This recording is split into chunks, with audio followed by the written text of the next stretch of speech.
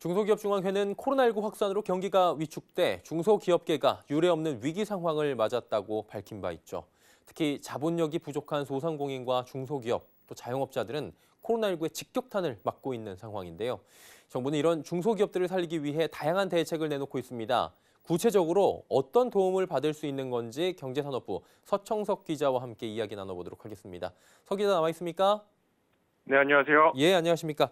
최근에 돌이를 돌아다녀 보고 주변 이야기를 들어도 굉장히 지금 심각한 상황이다라는 게 느껴지는데 실제 피해 상황이나 실태를 보여줄 수 있는 수치가 나와 있습니까? 네, 중소기업 중앙회가 3,150개 중소기업을 대상으로 중소기업 경기 전망 조사를 실시했는데요. 조사 결과에 따르면 4월 경기 전망 지수는 60.2로 나타났습니다. 제조업의 경우 전월보다 8.0포인트 하락하며 71.7을 기록했는데 서비스업과 같은 비제조업은 하락폭이 더 컸습니다. 서비스업은 전월보다 22.9포인트 하락한 55로 2014년 2월 통계를 시작한 이후 역대 최저치를 기록했습니다. 코로나19 방역은 사회적 거리두기 등 대면을 줄이는 것이 핵심인데요. 제조업은 그나마 온라인을 통한 상품 판매가 가능하지만 서비스업의 경우 이마저도 쉽지 않아 타격이 더 큰 것으로 풀이됩니다. 그리고 전염병이라는 특성상 소비가 단기간에 살아나거나 이 전염병이 단기간에 없어지기가 좀 힘들어 보이는 그러다 보니 당장 버틸 수 있는 자금 지원이 굉장히 중요할 것 같은데 코로나19 대응 자금 규모가 지금 어느 정도입니까?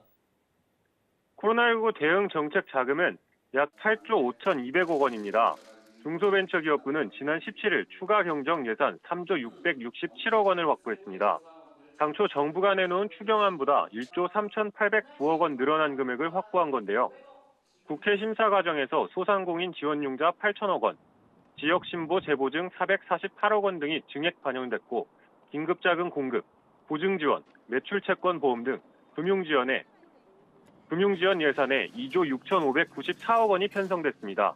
이에 따라 소상공인과 중소기업에 지원되는 금융지원의 총 규모는 8조 5,200억 원에 달합니다. 세부적으로는 융자 3조 1,450억 원, 보증 5조 1,750억 원, 매출채권 보험 2천억 원인데요.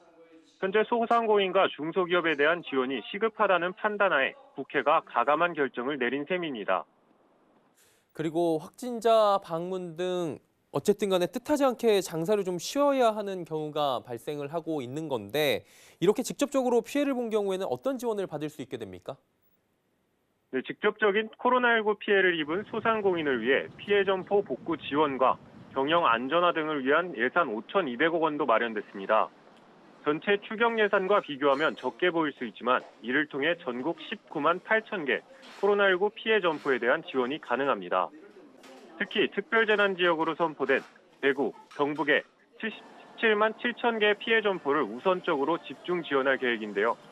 내용을 자세히 보면 확진자 경유 점포 2만 9천 개는 점포당 300만 원을 지원받고 장기 휴업 점포 16만 1천 개에도 점포당 100만 원이 지급됩니다. 또 특별재난 지역에서 이번 코로나19 피해로 인해 폐업한 점포는 점포당 200만 원을 지원받을 수 있습니다. 그리고 앞선 레포트에서 소상공인들이나 중소기업 지원을 위한 만기 대출 연장 그리고 초저금리 대출에 대해서 이야기 들어봤는데 정리 한번 더 해주시고요. 그 밖에 정책들 더 들어볼까요? 정부는 다양한 정책으로 현재 어려운 상황을 극복하기 위해 노력하고 있는데요.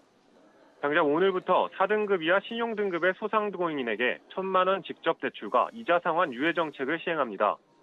또 1에서 상등급 신용등급자들을 대상으로 3천만 원 한도에서 1.5% 대출 금리를 적용해 줍니다.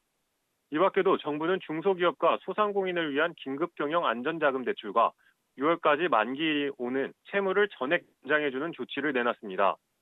또 중기부는 현재 소상공인시장진흥공단을 통해 최대 1,500만 원까지 낮은 금리로 원스톱 직접 대출을 제공하고 있습니다. 사실 이런 만기 연장이나 이자 유예 같은 금융 지원은 위기 때마다 정책이 등장을 좀 했었다고 하는데 이번에 특징이 있다면 어떤 것들이 있을까요? 직접 대출 정책의 가장 큰 특징은 시중은행에서 돈을 빌릴 수 없었던 낮은 신용등급을 가진 사람들에게도 지원 범위를 확대했다는 점입니다. 낮은 신용도로 고리사채 시장으로 내몰렸던 소상공인들은 제도금융권의 재택을 받을 수 있게 한 겁니다. 근데 대출 문턱을 당연히 낮춰줘야 되고 낮춘 것은 굉장히 좋은데 이러다 보니까 수요가 급격하게 몰리는 문제가 좀 되지 않겠습니까? 이 부분이? 네, 정책 시행 초기에는 너무 많은 대출 신청자가 몰려 문제가 있었습니다. 3월 중순까지 중기부산화 정책자금 집행률은 약 9.2%에 불과했는데요. 박영선 중소벤처기업부 장관은 이런 문제를 해결하기 위해 시중은행과 위탁보증 업무 협업을 맺어 대처했습니다. 지난 16일 박영선 장관의 발언 듣고 이어가겠습니다.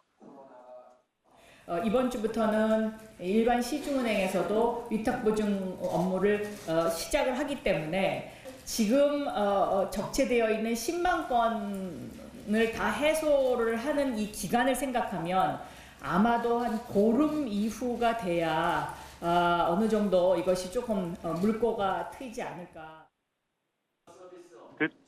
대출 창구를 늘려 병목 현상을 줄이겠다는 건데 늦어도 이번 주까지는 기존 대출 신청자들의 쏠림 현상을 해소하겠다는 의지입니다. 또 오늘부터 시행되는 소상공인 1,000만 원 대출은 출생 연도에 따라 홀짝제 신청을 받아 5일 이내 자금 집행을 목표로 하고 있습니다. 네, 정책들 쭉 들어봤는데 중기부는 정책적 지원 외에도 착한 임대인 운동 진행했다고 하는데 이 부분 조금 더 설명을 들어볼까요? 네, 중기부는 대출 금융 등 정책 지원과 더불어 착한 임대인 운동을 전개하고 있는데요. 코로나19가 확산되면서 일찍이 피해 고통을 분담하기 위해 박영선 장관이 낸 아이디어로 시작된 운동입니다. 강제가 아닌 자율적인 의지로 임대인이 한시적으로 임대료를 낮춰 임차인의 부담을 줄이자는 건데요. 사회 각계각층과 기업, 프랜차이즈 업계 등이 연이어 동참하면서 성과를 내고 있습니다. 반응이 좋자 정부도 캠페인 확산을 장려했는데요. 상반기에 임대료를 인하한 임대인에 대해 인하액 50%에 대한 소득세와 법인세 감면 등 혜택을 제공하기로 했습니다. 질병으로 인한 유례없는 경제 위기입니다. 정부도 전례 없는 과감한 지원 대책을 내놓고 있는 상황인데요. 여전히 앞날은 불투명한 상황이죠.